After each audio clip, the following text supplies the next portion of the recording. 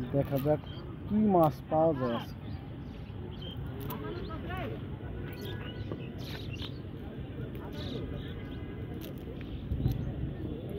এখনো সাকার পিস পাওয়া যায় না।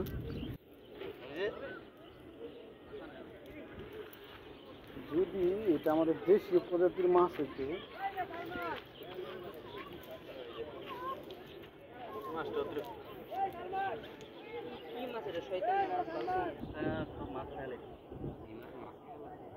এটা এই মাছটা যদি 2-3 দিন থাকে না তাতেও আপনার মরবো না, এরকম একটা অবস্থা। শুকায় যাইব, হ্যাঁ শুকায় যাইব তো মরতে। এটা যদি কালকে সকালে যদি পানি ভিতরে ছাড়া যাইব।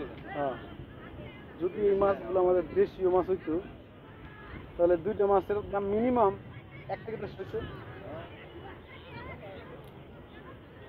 এই হচ্ছে তুরাগের বর্তমান অবস্থা।